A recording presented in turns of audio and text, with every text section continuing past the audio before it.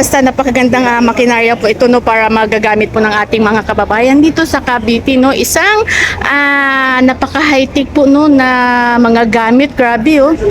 Tingnan niyo po ito. Salamat unang-una, papasalamat kami sa Panginoon Diyos at ang mga hinihiling na aming mga magsasaka ay matutupad na ngayon sa panahon po ng ating presidente, bagong Pilipino presidente, Bongbong Marcos Jr. na talagang pinagpapatuloy niya ang pagtulong, inaabot niya ang kanyang mga buong kamay, Yes, lalo sa mga mahihirap na magsasaka na tulad namin.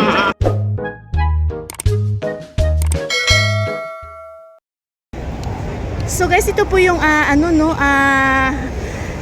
hindi ko lang po alam, basta napakagandang makinarya po ito, no, para magagamit po ng ating mga kababayan dito sa Cavite, no. Isang napaka-high-tech po, no, na mga gamit. Grabe, oh. Tingnan niyo po ito. Hindi ko po alam kung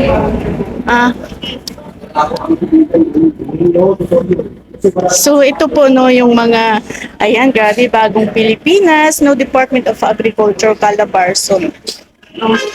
So, hi sir, good morning. So, bali isa po kayo sa mga katanggap. Apo, So, sir, tanong ko lang po, magandang umaga. Ano po masasabi niyo po, no, dahil isa nga po kayo sa, yung lugar niyo po dito at kayo po mismo ang makakatanggap ng tulong. taga-Rizal kami, taga-Rizal. Taga Rizal. Opo, taga-Rizal. Rizal.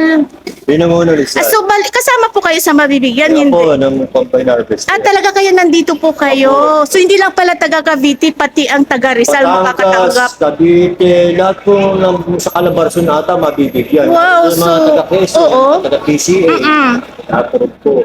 Grabe, no?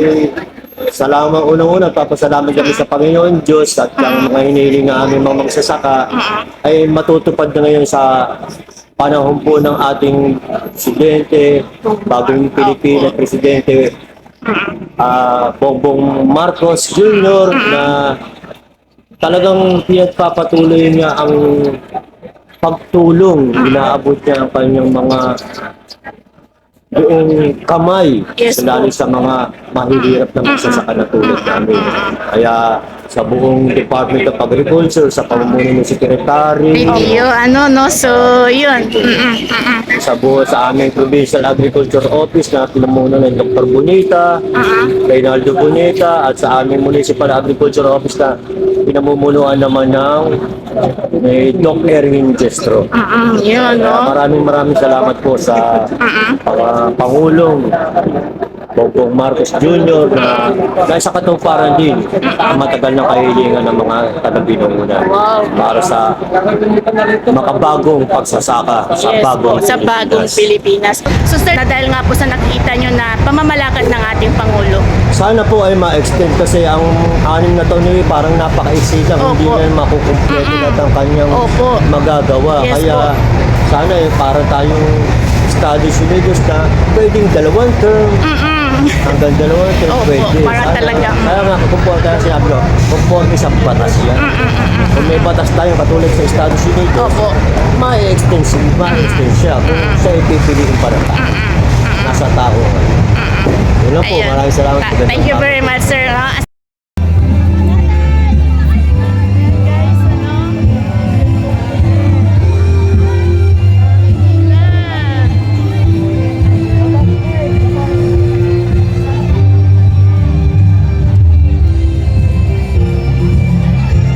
Grabe guys, nakita nyo po, no, yung gaano kasaya yung ating mga kababayan dito.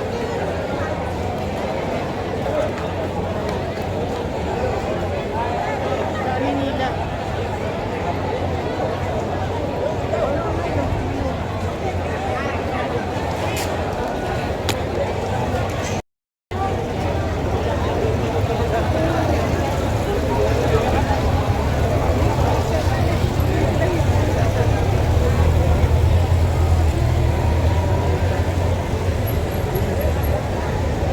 Welcome to Cavite. His Excellency Ferdinand Marcos Jr., President Republic of the Philippines. Grabe. City of Dasmariñas. Ayun po ma'am, good morning. Hello po sa inyo. So ang dami pong mga kababayan natin dito. Hanggang doon po yan. So napuno na po guys yung mga kababayan natin dito, no. Ayan po, tingnan nyo halos mga naka-white na yan na bagong Pilipinas na logo. Grabe guys, ano. So, makikita nyo po. Tingnan nyo, oh, ang dami nila. Ayan, so nakakatuwa at marami na naman matutulungan yung ating mahal na Pangulo dito po sa lugar ng Cavite.